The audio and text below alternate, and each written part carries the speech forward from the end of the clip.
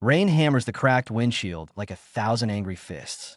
Priya's fingers ache around the scooter's handlebars, knuckles bleached white, tears streaming faster than the wipers can clear. 2 hours ago, she lowered her husband's body into the earth. 1 hour ago, her in-laws slammed the iron gate at her face. Now the engine coughs, sputters, dies. She is 28, widowed, penniless, soaked to the bone on a highway that swallows screams. The village temple still smells of marigolds and smoke in her mind. White saris, white faces, white lies. Arjun's mother Sneha stood over the pyre, eyes red but dry, voice sharp as the axe that split the wood.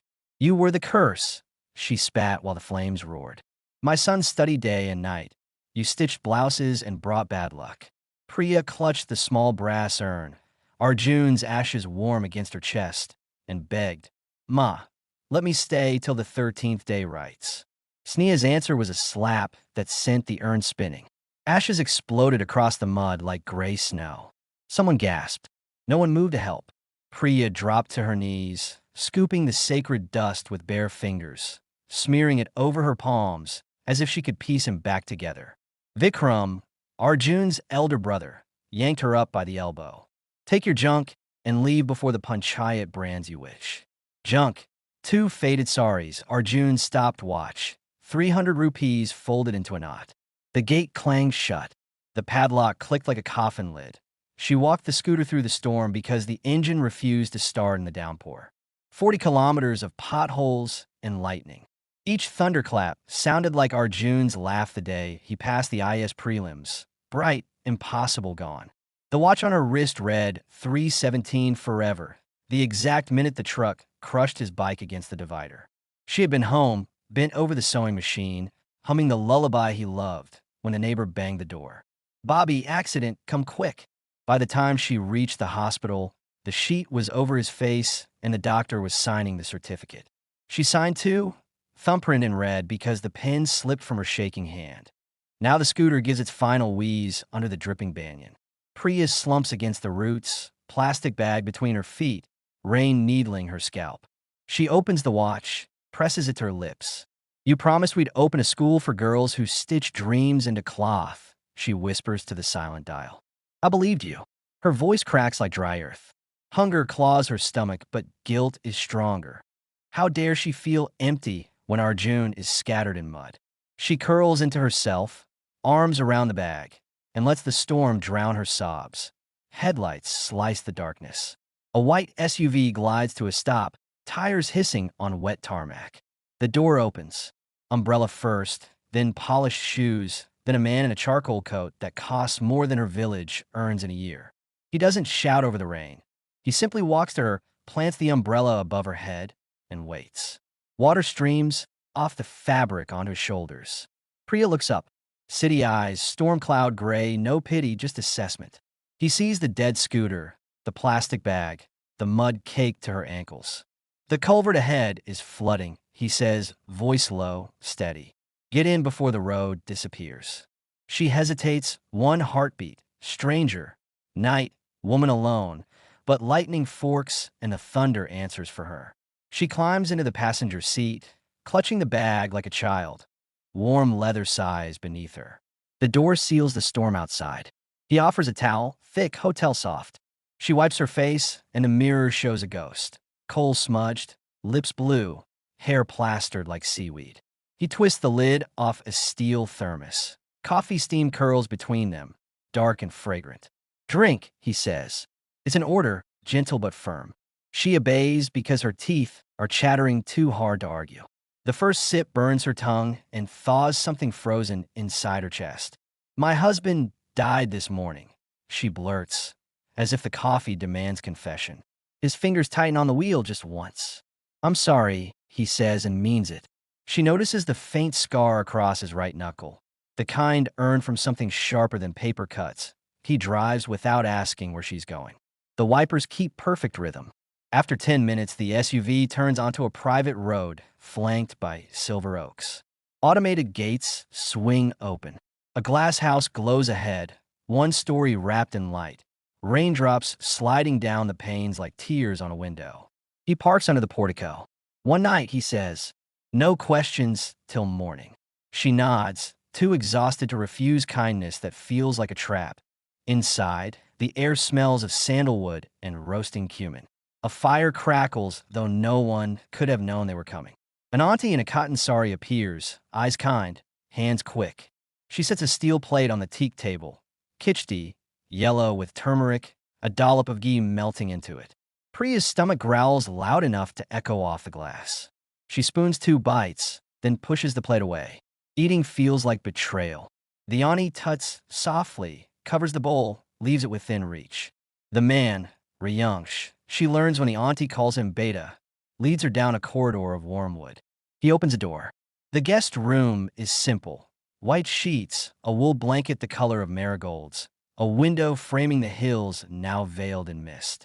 On the nightstand, he places Arjun's watch. I wound it, he says. Time shouldn't stop for the living. The second hand sweeps forward relentless. He leaves before she can thank him. Priya sits on the bed, watch ticking against her palm. The sound is Arjun's heartbeat borrowed for one more night. She expects dreams of fire and scattered ashes. Instead, she dreams of his laugh echoing inside the glass house, bright as the skylight at dawn. Birdsong wakes her. Sunlight pours through the window, turning dust motes into gold. A note on the pillow in bold handwriting. Breakfast on the terrace. No questions until you're ready. R. She showers in the attached bathroom. Hot water, jasmine soap, a luxury she forgot existed. Someone has left a fresh cotton corda and palazzo, dove gray, her size. She dresses, fingers lingering on the hand-embroidered border. Simple running stitch, but perfect tension. Someone here understands craft. The terrace overlooks a valley still wearing its night shawl of fog. A cast-iron table is set for one. Steel tumbler of filter coffee, idlis fluffy as clouds, somber fragrant with curry leaves, coconut chutney in a tiny katori. She eats slowly, tasting every grain. Halfway through, she hears his voice from the study below, sharp, impatient.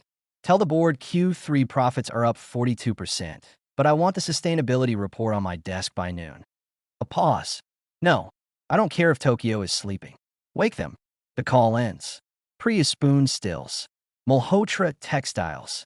The name stitched on school uniforms, on film star saris, on the labels of dreams too. Expensive for village girls. She is eating breakfast in a millionaire's house while her husband's ashes fertilize someone's fields. She sets the spoon down, coffee untouched now. The valley looks suddenly too wide, the glass house too fragile. She stands at the railing, wind lifting her damp hair, and asks the morning the question that kept her awake in snatches. What am I doing here? The hills offer no answer, only the distant chime of temple bells reminding her the 13th day, rites begin today, without her. Guilt coils fresh in her gut. She turns to leave, to walk back into the storm if she must, but the terrace door slides, open behind her. Rayung steps out carrying a tablet.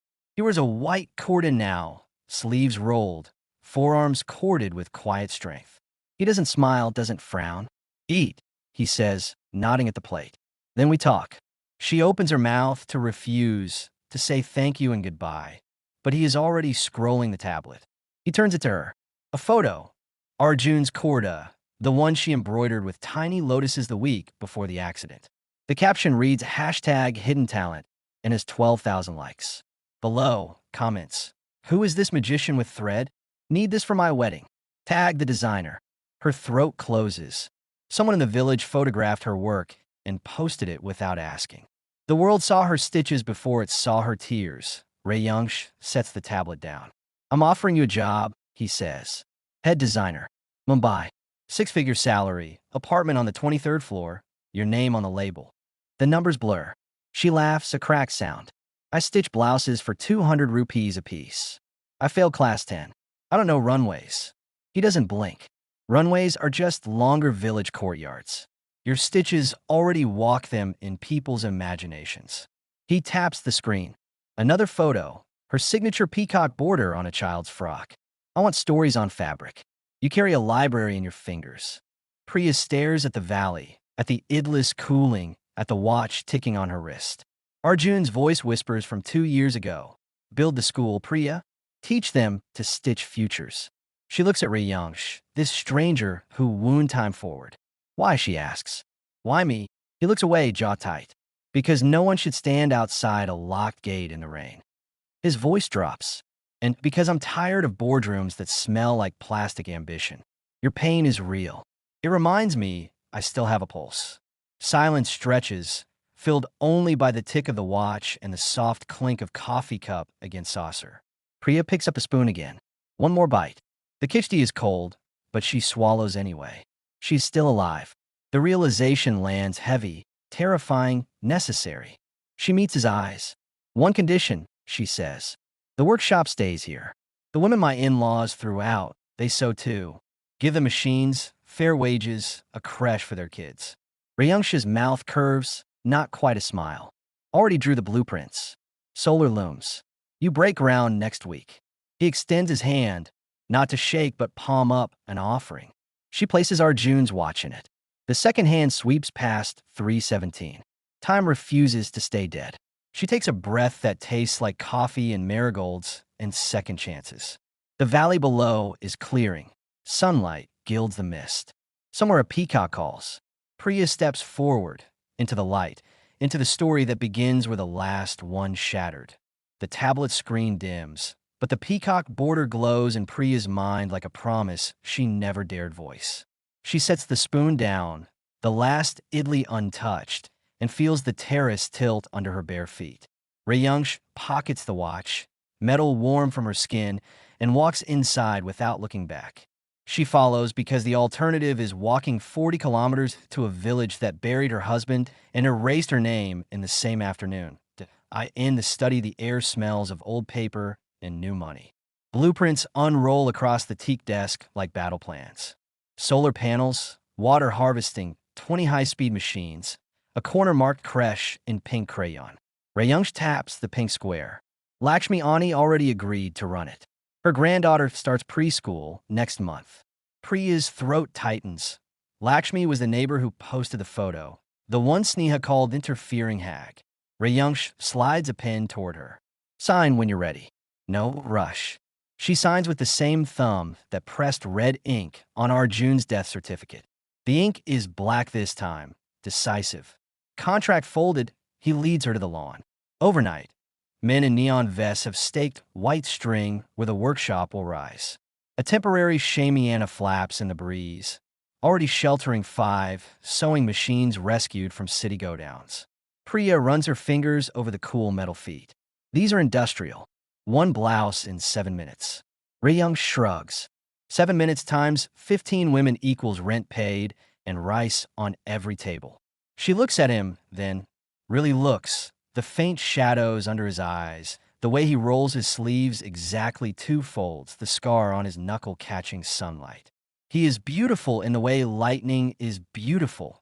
Dangerous, brief, impossible to hold. The first week is motion. Women arrive at dawn, saris tucked, eyes wide at the glass house.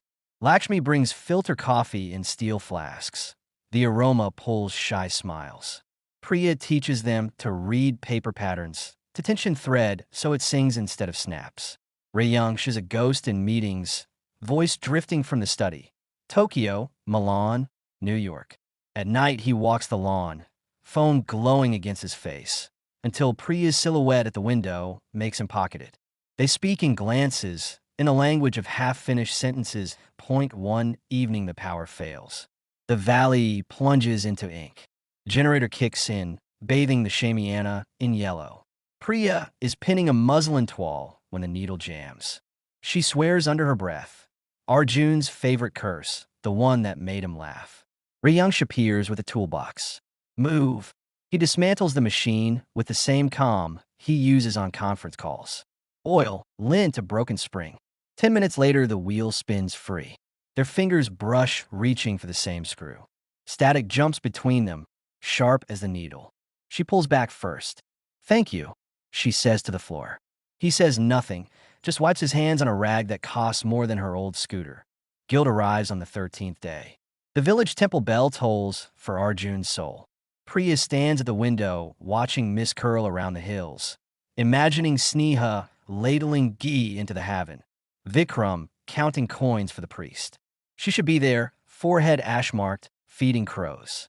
Instead, she is here, teaching Lakshmi to embroider lotuses that will sell for thousands. The watch on her wrist ticks loud as accusation. She rips it off, hurls it across the room. It hits the glass wall and falls, still ticking. Rayunch finds her on the floor, knees to chest, rocking. He doesn't ask what's wrong. He simply sits, shoulder to shoulder, until her breathing slows. He's not in the watch, he says finally. He's in every stitch you teach those women. She cries then, ugly sobs that scrape her throat raw. He holds her without holding, arms loose enough for escape, tight enough to keep the pieces from scattering. The collection takes shape. Priya sketches at 3 a.m., charcoal smudging her fingers, Arjun's songs looping in her headphones. Lotus for the night, he proposed under the village tamarind. Peacock for the sari, she never finished because the truck came first. Rayunch brings fabric swatches at dawn. Handloom cotton the color of rain-soaked earth, silk that catches light like water. Sustainable dye, he says. No child labor, no river poisoned. She traces the weave and sees Arjun's dream of a school reflected in the threads. Social media explodes. A reel of Lakshmi's 8-year-old daughter threading a needle gets 2 million views. Hashtags bloom. Hashtag stitch the future. Hashtag widow to runway. Orders flood the inbox before a single garment is complete. Rayunch forwards them to Priya with subject lines in caps. Paris Boutique wants 200. She laughs until she cries, because the numbers are impossible and the impossible is happening.